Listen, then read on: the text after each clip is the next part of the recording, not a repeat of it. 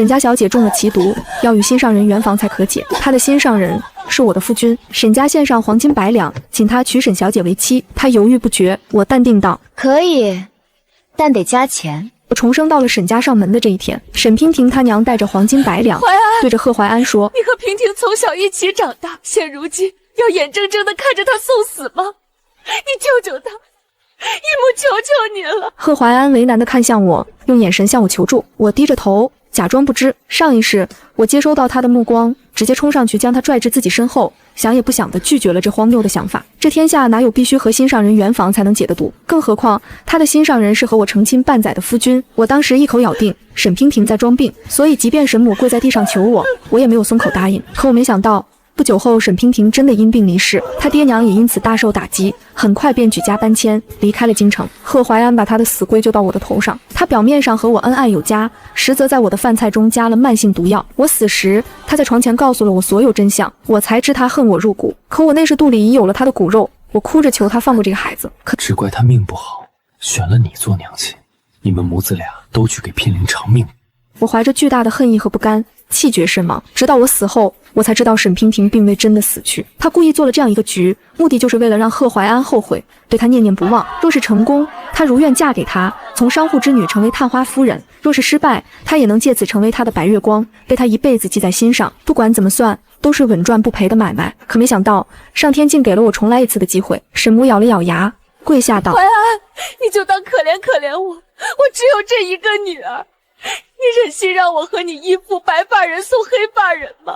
本朝孝义为先，长辈贵小辈，于情于理都是大逆不道的行为。上辈子沈母跪我的事情不知如何传了出去，我因此被京城中的人戳着脊梁骨骂。后来我才知道，府中新来的小丫鬟曾受过沈家恩惠，她躲在门口看到了这一幕，为了给沈家出一口气，便故意将此事传了出去。此时同样的事情再次发生，贺怀安脸色大变，终于没忍住开口唤我。楚华，我抬起头，疑惑地看向他，目光触到跪在地上的沈母，我立刻快步走上前，一把搀扶住他的胳膊，佯装生气道：你怎么能让沈叔母跪你呢？她将你养育成人，也算你的半个母亲，这天下哪有母亲跪儿子的说法？我的声音很大，足够让在场的所有人听到。这样的罪名一旦落到头上，他苦心经营的好名声恐怕要折了大半。他慌乱地开口：我不……可我没给他解释的机会。我替夫君给您赔不是了。我说着，目光状若不经意地看向门口，一抹绿色的裙摆快速闪过。贺怀安和沈娉婷本是青梅竹马，他10岁那年，贺父因病去世，沈父和贺父是多年故交，见他可怜，便将他带回府中，悉心照料。他长得一表人才，俊美无愁，沈娉婷对他芳心暗许，沈家对此也睁一只眼闭一只眼，几乎是默认了两人日后会成亲。后来他一举高中，成了意气风发的探花郎。可没想到，他在朝堂上向皇上请求娶我为妻。臣对楚家小姐一见钟情，因此日夜辗转，夜不能寐。皇上并未当场答应，他担心贺怀安有所图，毕竟我的身份特殊。我娘在我很小的时候就离世了，我爹是镇国大将军，为国捐躯。为了抚慰我爹娘的在天之灵，皇上亲封我为郡主，他对我颇为疼爱，多有照顾。贺怀安虽为探花，可当下人才济济，他无权无势，难有出头之日。若是能攀上我这棵大树，何愁没有出头之日呢？皇上把选择的权利交给了我，我那时对他颇有好感，但了解到他和沈娉婷的事情后，便打了退堂鼓。他不曾解释，只是每日都给我带爱吃的糕点、果子、好玩的小玩意儿。我晚归时，他便等在门口，见我回了府，才独自离去。他这样足足持续了数月，直到那日我没忍住拦下了他。你究竟要干什么？他温柔地笑着，第一次向我解释，我对娉婷从来只有兄妹之情，并无男女之意。他看向我的眼神真诚又炙热，我相信了他。可没想到，从始至终，这一切都是他设下的局。沈母借着我的力从地上起身，他看向贺怀安的目光充满不满。可我毕竟是郡主，他不敢对我造次，他将目光转向我。郡主，我偏过脑袋，抹了抹眼泪，轻声说：夫君，你是怎么想的？他被我问愣了，我在心里冷笑，他自然是不愿意。郡主和商户之女，傻子都知道如何选。上一世，他将我推出来，让我替他回绝。等沈娉婷去世后，他忽然想起他的好，便下意识地将责任推到我的身上。他责怪我，若不是你善妒，娉婷也不会死。他只是太爱我了，又何错之有呢？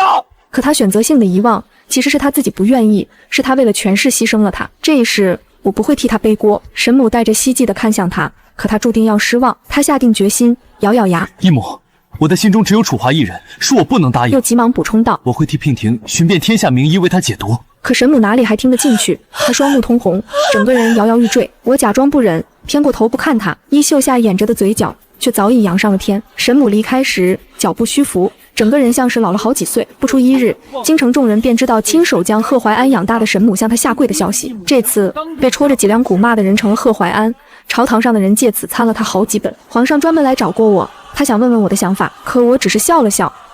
黄伯父，他迟早是要独自面对这些风雨的。居高位者哪里会不明白我话里的意思呢？我看着他离开的背影，鼻子一酸。前世我去世后，他下令彻查我的死因，可那时他的身子早已大不如前。皇子们的争斗进入白热化，贺怀安搭上了二皇子的船，他在政治斗争中无声地死在龙榻上。直到临死前，他才知道贺怀安对我做了什么。他用尽最后的力气，大骂他是个白眼狼。这次我一定要扭转乾坤。皇上下令让贺怀安在家反思，他因此吃不下、睡不着，着急上火。我却因此连饭都比平时多吃了几碗左右。着急的不是我，人一旦闲下来就会胡思乱想。贺怀安在家安分了几天，又开始蠢蠢欲动。恰好沈娉婷也着急了起来。前世贺怀安拒绝了他后，他找人给贺怀安送了一封信，请求一见，可那封信被拦下，送到了我的手里，因此贺怀安并未去见过他。这一次我没有拦下这封信，两个人一拍即合，顺利相见。沈娉婷长得很美，弱柳扶风，楚楚可怜，尤其是中毒之后，更是激发了人的保护欲。她被丫鬟搀扶着，面色苍白，一见到贺怀安就不顾一切，冲到他的怀里，紧紧地抱住了他。贺怀安并没有推开他，他的脸上闪过一丝挣扎，但很快他的手轻轻地抚在他的背上。娉婷，你这又是何必呢？安哥哥，我真的不能没有你，我会死的。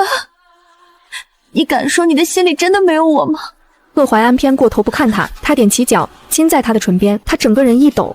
安哥哥，你也是喜欢我的对吗？贺怀安被人猜中了心事，艰难地点了点头。能在临死前听到你亲口承认是喜欢我的，平龙死而无憾。娉婷，他颤着声音说道，我不会让你死的。他用帕子捂住嘴，咳嗽起来。贺怀安急坏了，急忙帮他顺气，他的声音哽咽。娉婷，你相信我，我不会让你死的。我在隔壁房间将他们二人的对话听了个干净，我丢下手中的橘子，冷嗤一声，晦气，然后起身离开。直到傍晚，贺怀安才从外面回来。许是因为心虚，他一回来就直奔我的房间，握着我的手嘘寒问暖。我不动声色地抽出自己的手，在衣服上狠狠地蹭了蹭。许久之后，他才说出自己的目的。楚华，我有事想同你商量。咱们俩是夫妻，有话你直说便好。他露出悲伤的表情。楚华，义父义母对我有恩，我不能眼睁睁地看着他们终年丧女。还要接着往下说，我捂住了他的嘴。我都明白，便是你不来找我，我也是要去找你的。若是娉婷妹妹真的因为你见死不救而死，我良心难安，且日后你如何在朝堂自处？贺怀安最在意的东西是什么？权势。所以他听到我这样说，更坚定了救沈娉婷的心。他深情地看着我。可你要怎么办？呵，狗男人！我强忍住恶心，继续道：夫君，我有一计，明日你便进宫找黄伯父，请旨合离。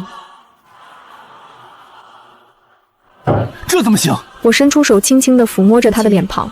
你先别急，听我把话说完。我将自己的计谋说给贺怀安后，他面上大喜，想要将我拥入怀中，可我推开他。夫君早点就寝，明日才好成事。他一愣，松开了我。还是你想的周到。他一离开，我便唤来兰芝。兰芝，你去给皇上送个口信。第二日天还没亮，贺怀安便收拾妥当，迫不及待地进了宫。我早已在皇上安排的马车里等着。他前脚离开，我后脚便跟了上去。贺怀安一出现，就引起了众臣的议论。按照旨意，他这会儿应该在家闭门思过。皇上坐在龙椅上，不威自怒。他隐晦地看了我一眼，我朝着他吐了吐舌头，他摇了摇头，有些无奈。我用口型示意他看底下，他才把目光转向贺怀安。骏马，你不在府中反思，来找朕有何事？贺怀安理了理官袍，跪在地上。陛下，臣今日前来是为和离。话音刚落，满堂哗然，他却置若罔闻，依旧跪在地上。皇上哦了一声，语气冰冷：你可知自己在说什么？臣知，臣意已决，恳请陛下下旨，让臣同楚华郡主和离。本应摆放在桌上的茶盏被砸在地上，热气翻腾。氤氲的雾气中，贺怀安的那张脸也像雾气般惨白，可他仍旧高昂着头颅。恳请陛下下旨，让臣同楚华郡主和离。皇上怒极而笑：好，好，好，既然你执意和离，那朕便满足你的心愿。传朕旨意，楚华郡主和贺骏马即日和离，从此男婚女嫁，各不相干。贺怀安大抵是没想到会如此顺利，他不可置信地看向皇上，正要磕头谢恩，皇上的声音再度响起：“贺骏马，哦，不对，如今是贺探花了。你的愿望朕满足了，如今该要算算其他账了。楚华是朕亲封的郡主，当初你想娶便娶，如今想和离便和离，你将皇家的脸面置于何地？臣愿意补偿郡主黄金万两。”黄金万两！皇上像是听到什么笑话，哈哈大笑了起来。笑够了之后，他冷嗤一声：“朕的郡主会缺万两黄金？我缺。”贺探花，你枉拒天家颜面，朕今日便要革了你的官，将你下了诏狱。按照昨晚的安排，我应该在这个时候出现，跪在地上说出沈娉婷中毒的事情，并借此展现贺怀安的大情大义。他下意识地往后看，想要看到我的身影，但很遗憾，我并不会出现。来人！随着皇上的声音再度响起，贺怀安的脸色肉眼可见地变得灰败，他的眼中出现了慌乱。侍卫已经上前，千钧一发之际，本该站在一边的二皇子李印走了出来，双手抱拳：“父皇，此事另有隐情。”贺怀安感激地看向二皇子，松了一口气。皇上挑了挑眉：“哦，那你说说。”李印不急不慢道：“听闻沈家小姐中了奇毒，需与心上人圆房才可解毒。众所周知，沈家小姐的心上人正是贺探花，而臣认为救人一命胜造7级浮屠。和离一事虽损害了天界颜面，但能因此救下一条鲜活的生命，实在是功德无量。民间皆传贺探花德才兼备，此言果真不虚。只是贺探花出身寒门，恐难以兑现黄金万两的诺言，要委屈了楚华。李印充当了我的角色，将这场戏完完整整的唱完了。其他大臣赞同的点了点头，小声议论起来。贺探花此举真是有情有义。是啊，担得起德才兼备4字，为了救恩人之女，舍弃荣华富贵，有几个人能做到呢？我冷笑了一声，倒真是打得一手好算盘。名声有了，沈家的万贯家财也保住了。他想两全其美，我偏不叫他如意。我倒要看看，没了沈家的万贯家财，他在官场上如何如鱼得水。沈娉婷可还会对他一往情深？我朝着皇上使了个眼色，他再次开口：“老二说的对，可朕的楚华也不能委屈。朕的楚华刚刚和离，可怜得很。沈家愿用万贯家财换独女一命，实在是感人至深。”我捂着嘴偷笑起来。大臣们个个都是人精，哪会听不懂话里的意思？皇上这话便是你沈家愿也得愿，不愿也得愿。李印怔愣了一瞬，随即笑道：“父皇英明。”贺怀安也愣在原地，脸色难看。二皇子提醒了他，他才谢了。皇上这才露出满意的笑容。楚华，出来吧。我在众人的目光下走了出来。贺怀安睁大眼睛看着我，我朝他露出一个苦笑。早晨侍卫来向朕报告，说是楚华郡主入了宫，朕还不信，没想到是真的。朕多日未见郡主，甚是想念，特地派了人将郡主接到了殿内。皇上的这2句话是说给贺怀安听的，我一进宫就被带走了，所以才没能按照昨晚的安排出现。如此一来，他自然怪不上我。我昨晚告诉他，等皇上震怒后，我恰好出现，说出二皇子说的那一番话，然后再拒绝黄金万两的补偿。可他不知道，我早就和皇上串通好了。和离我要，黄金我也要。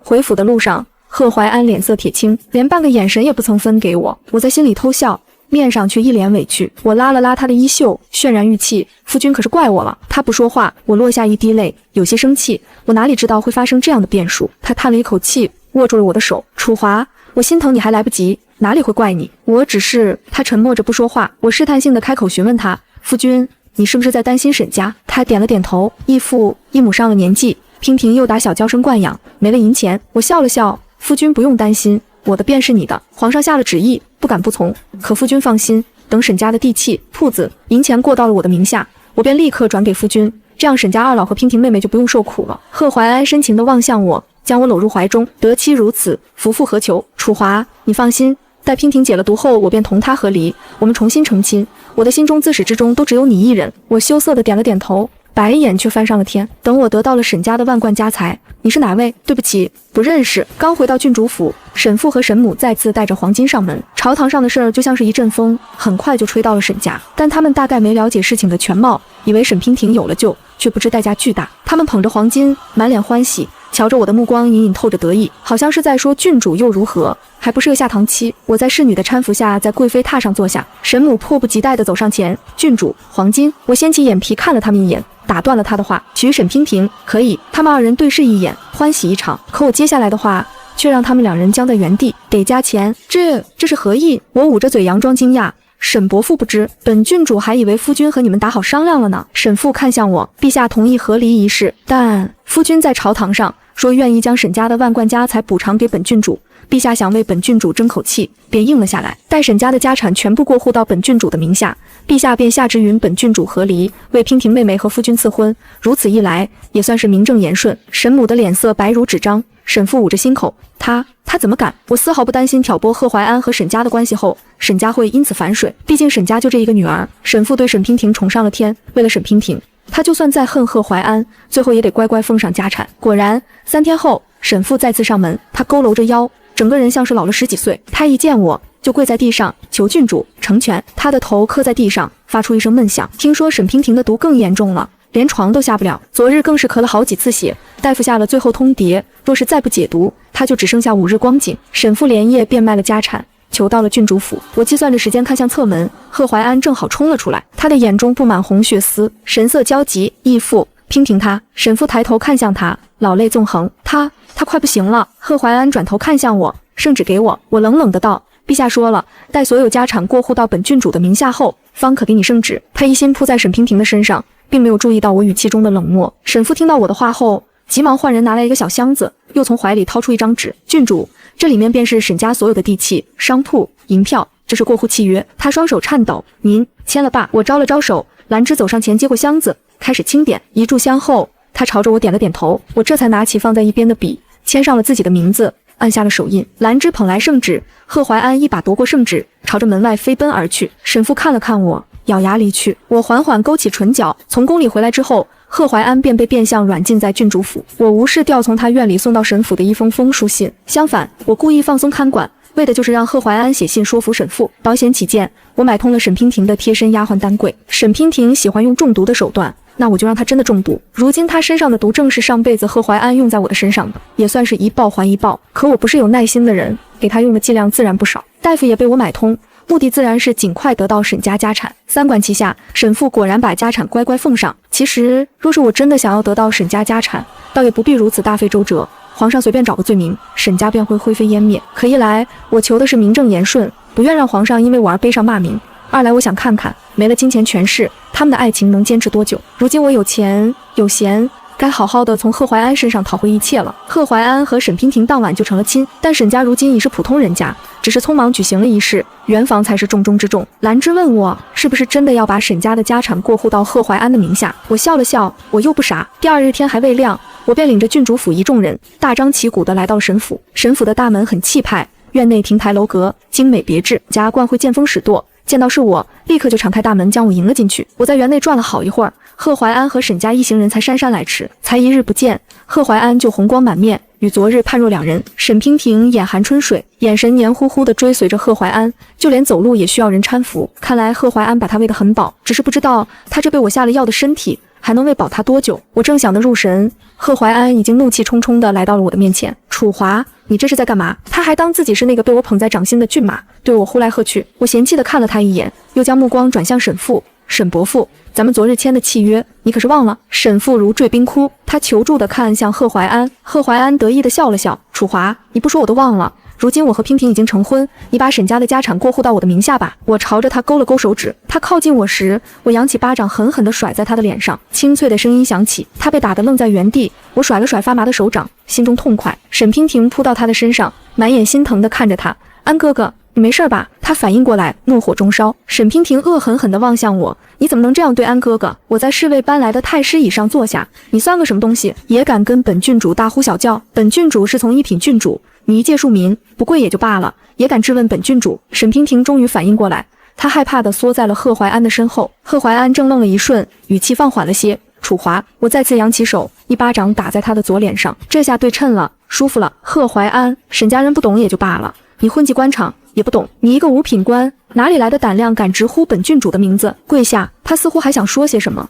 但在我阴狠的注视下，终究还是跪在了地上。我看着跪在脚边的几人，有些恍惚，上一世就是这样的几个人，害得我下场凄惨。原来不过如此。贺怀安的为官之道和谋略都是我亲自教他的，可他却用我教会他的东西，反过来对付我。这一世没有我的教导，原来他这么无用啊！我倚在太师椅上，享受着阳光。沈娉婷跪了一会儿，便东倒西歪。沈父匍匐到我的面前，郡主，您大人不计小人过，饶过娉婷吧。她年龄小，不懂事。沈娉婷生气地出声，爹，你别求她。我心情大好的笑了笑，看来你还没搞懂状况。你以为贺怀安娶你是因为什么？自然是以沈家为代价。什么意思？看来沈伯父未曾告诉你。好吧，那本郡主就大发善心，告诉你真相。你的父亲为了救你的命，把沈家的一切都给了我，不然你以为我为什么会和贺怀安和离？他又为何能娶你为妻？这不可能！沈娉婷尖叫着说道。他看向沈父沈母，可两人都低下头回避他的视线。他又看向贺怀安，安哥哥，他说的是真的。贺怀安艰难地点了点头后，又立刻安抚他。娉婷，你别担心，还有我呢。他红着眼握住了他的手，我无暇欣赏眼前这对狗男女互诉衷肠，拍了拍手。兰芝就带着几个婆子走上前，我指了指沈家几人，把他们身上的珠宝首饰都给我摘下来。本郡主的东西自然不能让其他人带走。对了，还有衣物，我将提前准备好的粗布麻衣扔在了地上，把他们的衣服也给本郡主扒了。沈娉婷一脸屈辱地看着我，不用，我自己来。她抓起地上的衣物，朝着一边的房间走去。丹桂隐晦地看了我一眼，跟了上去。倒是识趣，只是不知道贺怀安1月100两的俸禄能不能满足花钱向来大手大脚的沈娉婷。我真是越来越期待他们狗咬狗了。爸，往日的沈家有多辉煌，如今就有多落败。沈府的牌匾已经被摘，挂上了郡主府的匾额。我仔细清点了沈家的家产，竟有黄金万两，商铺数十家。贺怀安来找过我2次，只是刚到门口便被拦了下来。他终于意识到我是真的对他没了感情，可他如今没有金钱傍身，更无权势，即便对我恨之入骨，也不敢当街辱骂我。京城中的众人倒是出乎我的意料，并未因此对我品头论足，只是纷纷嘲笑贺怀安因小失大。他本就是爱面子的人，被嘲讽的次数多了。他同沈娉婷的那点情谊也在短短2个月内被逐渐磨灭。听说两人大大小小的矛盾闹了不少。贺探花动了手，他晕倒后大夫去看过，他有了身孕。丹桂一边向我汇报，一边小心翼翼地观察我的神色。我闻言一愣，对了，郡主，上次您给奴婢的药，奴婢已经用完了，您看。我张了张嘴，罢了，不必再下药。我恨沈娉婷，可她肚里的孩子终究无辜，更何况我若是在她孕期便对她下手，那和上辈子的贺怀安有何区别？说到底，所有的过错都是贺怀安惹出来的。丹桂谄媚地笑了笑，郡主果真是宅心仁厚。我摆了摆手，示意她离开。丹桂离开后，我备好车进了宫，只是没想到会在宫门口遇到贺怀安。我掀开车帘，恰好与他四目相对。他冷哼一声，怎么知道错了？若是你把沈家家产还回来，我便不追究之前的事情，我们还能做夫妻。我连看都懒得看他，放下帘子作证，吩咐马夫道：哪里来的狗吠，敢挡本郡主的道，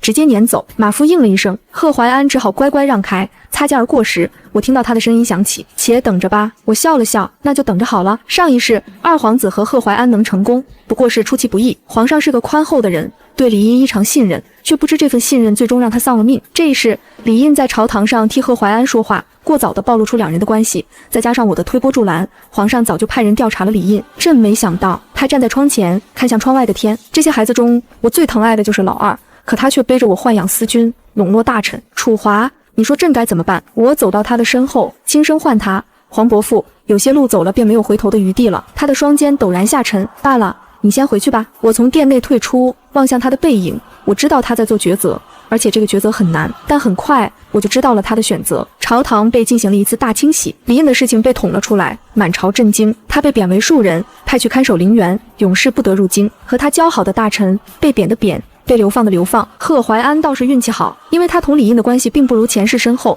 皇上只是把他罢了官，永世不得为官。那日在宫门口的那句且等着，完完全全的应验到了他的身上。既然没了官职，探花府自然也是不能住了。贺怀安和沈家几人再次被赶了出去。沈娉婷的肚子开始显怀，她再也不如往日那样艳丽动人，整个人瘦了不少，眼睛凹陷。从郡主府门前经过时，她不知发了什么疯，突然扑了过来。这是我家，是沈府。沈母也坐在地上，老天爷呀，你真是瞎了眼啊！她眼珠子一转，抓着一个行人的手就嚎啕大哭。我女婿只是为了救我女儿一命，楚华郡主却狮子大开口，要了我沈家全部家产才肯和离，这不是趁火打劫吗？围观的行人越来越多，众人议论纷纷。要我说，救人一命是大功德，郡主真不应该借此吞并了沈家所有家产。是啊，原来这里头还有这样的隐情，原本以为是沈家自愿的，现在看来是被逼无奈。沈家小姐可真可怜。沈娉婷听到这样的话，哭得更起劲儿了。他们光脚的不怕穿鞋的，想往我的头上泼脏水，我偏不让他们如愿。我在兰芝的搀扶下从府内走了出来。贺怀安一看到我就想迎上来，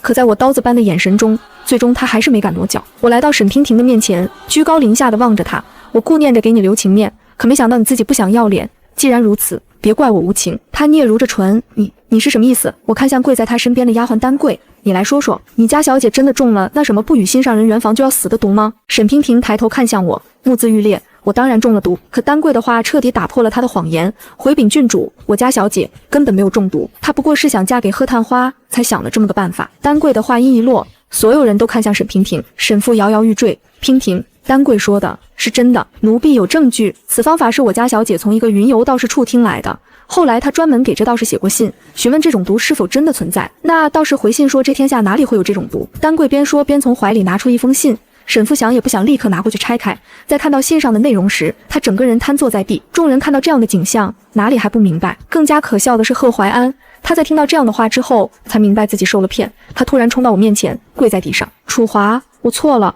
我真的知道错了，我爱的人只有你。我看着他，带着恶趣味的笑了笑。是吗？他疯狂地点着头。那你先剁了一只手，给我赔罪吧。他的脸色瞬间白得吓人。爱情是这个世界上最脆弱的东西。上辈子用尽一生都在怀念沈娉婷的贺怀安，这一世得偿所愿，却不再珍惜。沈娉婷的孩子到底还是没保住。他们一家搬到了城里最便宜的地界，没了往日的那些情谊。贺怀安和沈娉婷动辄大打出手，在又一次的拳打脚踢中，他的孩子没了。沈父一纸诉状把贺怀安告上了衙门。衙门开庭前夜，他带着沈母和沈娉婷找到了我。昔日眉开眼笑的男人，瘦的只剩下一把骨头。沈娉婷像是失去了灵魂的木偶，眼神呆滞。他们一家三口跪在我的脚下，真诚而谦卑。郡主，作为丈夫，我没有管好妻子；作为父亲，我没有教好女儿。娉婷有今天，是我们自作自受。她做了错事，可从头到尾也不曾有过害人之心。求郡主网开一面。眼泪顺着她的脸颊流下。我看向沈娉婷，她的眼睛中终于有了点神采。她伸出手替沈父擦眼泪，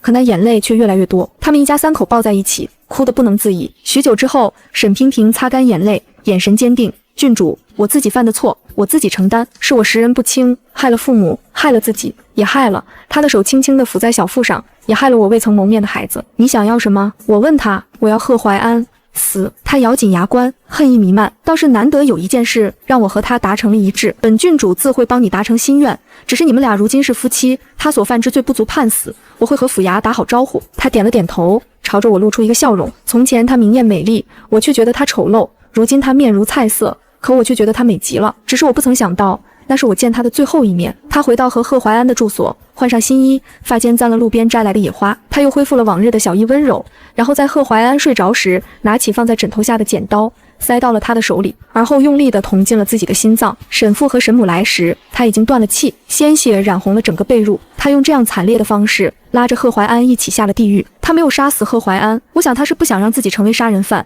让他的父母背负上骂名。他选择相信我，而我不会辜负他的信任。贺怀安被押进大牢，他杀了自己的孩子，又杀了自己的妻子，被判3月后问斩。他那剩下的几个月的时光，我每天晚上都会去折磨他。第一天夜里，我把鞭子沾上盐水，抽得他皮开肉绽。第二天夜里，我割下了他身下那个丑陋的东西。他被折磨的人不人，鬼不鬼，可我仍觉得不够，却又不知道为何不够。直到沈父找上我，他说够了。他说沈娉婷死前曾说，这辈子最对不起的人就是我。他让我不必困在过去，总得大步往前走。我恍然惊觉，沈娉婷的死困住了我。想通了之后，我没去见过贺怀安，直到他被问斩的那天，我和沈家父母在台下观看。本该晕倒的他突然抬起头，与我遥遥相望，那阴翳的眼神我太过于熟悉。我知道他回来了，可那又如何？他马上又要走了。我看着他脸上的表情，一会儿惊恐，一会儿愤怒，直到最后只剩下欣喜。可紧接着铡刀落下，他的表情凝固在脸上，压在我心头的石头突然被拿开，我肆意地笑了起来。尘埃落定后，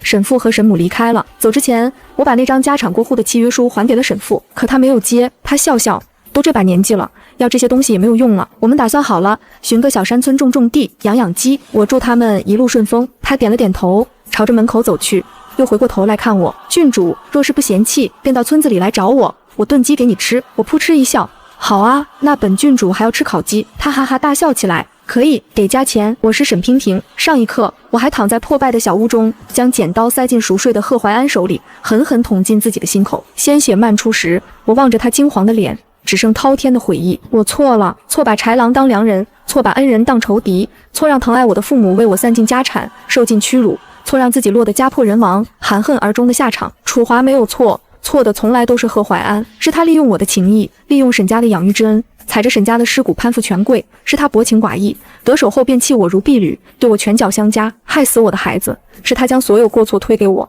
推给楚华，做尽了狼心狗肺之事。而我像个蠢货，被他的花言巧语蒙骗，设下装毒的骗局，一步步将自己将沈家推入深渊。娉婷，娉婷，你撑住啊！熟悉的哭喊声在耳边响起，我猛地睁开眼，入目是沈府熟悉的景象，鼻尖萦绕着淡淡的药香，而非破败小屋的霉味与血腥。我抬手抚上心口，没有伤口，没有剧痛，只有微微的虚弱。丹桂跪在床边，眼眶通红。小姐，您可算醒了。大夫说您再不醒，就撑不过5日了。老爷已经去郡主府，准备签家产契约了。家产契约，我浑身一震，如坠冰窟，随即又被巨大的狂喜淹没。我重生了，重生在了父亲为了救我，连夜变卖沈家所有家产，正要去郡主府和楚华签契约，将万贯家财拱手相送的这一天。这一天，沈家还未倾家荡产，父母还未苍老憔悴，我还未被贺怀安的虚情假意彻底蒙蔽，楚华还未将沈家赶尽杀绝，一切都还来得及。爹，不能去！我猛地掀开被子，不顾身体的虚弱，赤着脚就往外冲。丹桂慌忙追上来，为我披上外衣。小姐，您身子弱，不能受风啊！我哪里顾得上这些？脑海里全是前世父母跪在楚华面前的卑微模样，全是贺怀安拿到圣旨后得意忘形的嘴脸，全是我后来幡然醒悟时的绝望。我恨贺怀安，恨得蚀骨剜心。我愧对父母，愧得无地自容。这一世，我绝不会再重蹈覆辙。我要护着我的爹娘，我要让贺怀安付出比前世惨烈100倍的代价。我要向楚华赎罪。冲到府门口，沈父正带着管家捧着装有地契、商铺、银票的箱子，准备登车。他见我冲出来，脸色骤变。娉婷，你怎么出来了？快回去！爹，不要去！我扑进他怀里，死死抱住他的腿，眼泪汹涌而出。不要签契约，不要把沈家的家产给楚华，我们都被骗了。沈父愣住了，伸手抚着我的头。傻孩子，不签契约，贺探花拿不到圣旨，你就没命了。爹，就你一个女儿，家产没了可以再赚，你不能有事啊！我没有中毒，爹。我根本没有中毒。我抬起头，哭着嘶吼出声，那是我骗你们的，是我骗贺怀安的。我只是想嫁给贺怀安，才编了圆房解毒的谎话。沈父如遭雷击，踉跄着后退一步，脸色惨白。娉婷，你说什么？沈母闻讯赶来，听到这话，直接瘫软在地，眼泪瞬间落下。娉婷，你可知你在说什么？你可知为了救你爹一夜白头，变卖了所有祖产，低声下气去求郡主？你竟然说这是骗局！看着父母苍老憔悴的脸，看着他们眼中的绝望与心痛，我恨不得抽自己几个耳光。爹娘，女儿错了，错得离谱。我跪在地上，对着他们重重磕头，额头磕在青石板上，渗出血丝。贺怀安根本不爱我，他爱的是沈家的家产，爱的是楚华郡主的权势，他一直在利用我们。我将前世的遭遇一五一十地说了出来。沈父沈母听得浑身发抖，看向我的眼神从震惊变成心疼，再变成对贺怀安的滔天恨意。这个狼心狗肺的东西，我们沈家白养了他10几年。沈父气得浑身发抖，抬手就要砸了手中的箱子，我这就去杀了他。爹，不可！我拉住他。贺怀安现在还和二皇子勾结，我们贸然动手只会引火烧身。想要报仇，想要保住沈家，我们必须找一个人合作。沈父沉声道：谁？我抬起头，目光坚定，一字一句道：楚华郡主。我让丹桂备车，不顾自己病重的身体，亲自前往郡主府。府门侍卫见是我，面露鄙夷，却还是进去通传了。我站在郡主府门口，手心冒汗。我知道我不配求他原谅，但我必须试一试。片刻后，侍卫出来领我进去。庭院里，楚华正坐在贵妃榻上，手中把玩着一枚玉佩，眉眼清冷，一身郡主华服，贵气逼人。他抬眸看向我，眼神冰冷，没有丝毫温度。沈小姐不在府中养病，来我这郡主府是想催我签契约。我双腿一软，直接跪在她面前，重重磕头。郡主，我错了，我知道我罪该万死，前世我鬼迷心窍，陷害郡主，狼心狗肺，求郡主责罚。楚华挑眉，眼中满是讥讽。沈小姐这是唱的哪一出苦肉计，还是又想设什么圈套害我？我没有。我抬起头，眼泪模糊了视线，却死死盯着她的眼睛，说出了秘密。郡主前世怀有身孕，被贺怀安用慢性毒药害死，一尸两命。贺怀安恨你，是因为他觉得你阻碍了我嫁给他，可他根本不爱我，他只是利用我。楚华的脸色骤然一变，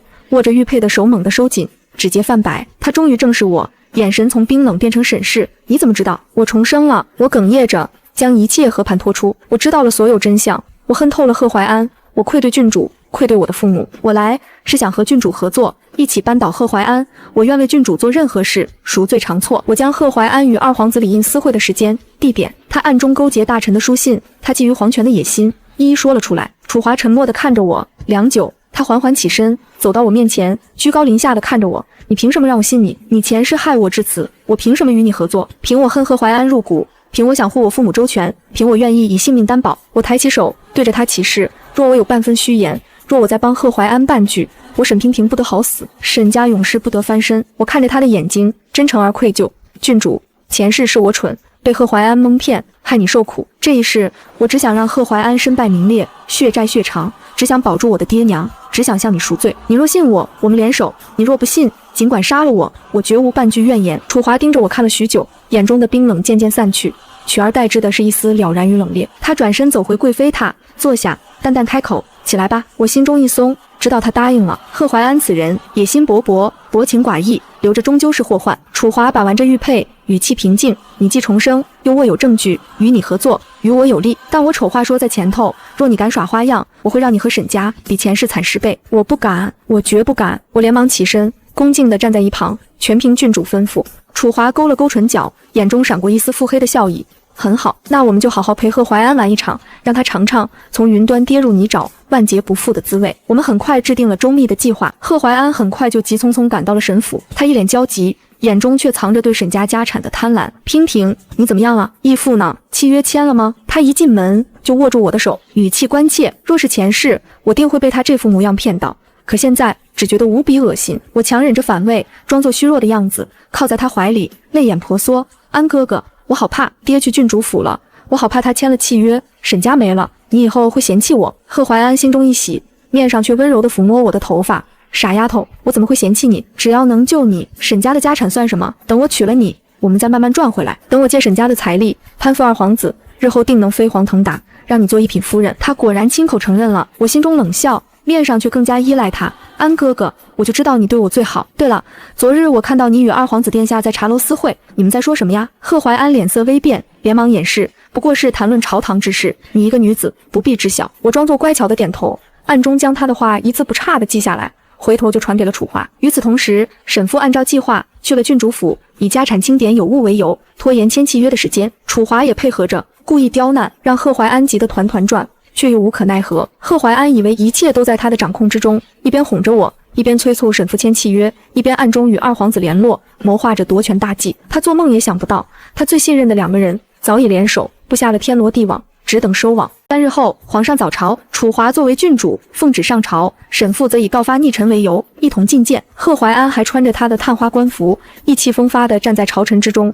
就在此时，楚华出列，声音清冷，响彻大殿：“陛下，臣女有要事启奏。贺怀安狼子野心，暗中勾结二皇子李印，豢养私君，笼络大臣，意图谋逆。”此言一出，满朝哗然。贺怀安脸色骤变，厉声呵斥：“楚华，你血口喷人！我血口喷人！”楚华冷笑一声，挥手让侍卫呈上证据。这是贺怀安与二皇子私会的书信，这是他笼络大臣的账本，这是他豢养私君的地点清单，桩桩件件有据可查。皇上龙颜大怒，拍案而起：“贺怀安，你可知罪？”贺怀安吓得瘫软在地，连连磕头：“陛下，臣冤枉，是楚华陷害臣，是他嫉妒臣，故意构陷。事到如今，你还敢狡辩？”一个清脆的声音响起，我身着素衣，从殿外走了进来。我走到大殿中央，对着皇上屈膝行礼，然后转过身，目光冰冷地看向贺怀安，一字一句揭穿了所有真相。陛下，臣女沈娉婷从未中过什么圆房解毒的气毒，这一切都是我被贺怀安蒙骗设下的骗局。他利用我对他的情谊，利用沈家对他的养育之恩，想要骗取沈家万贯家财，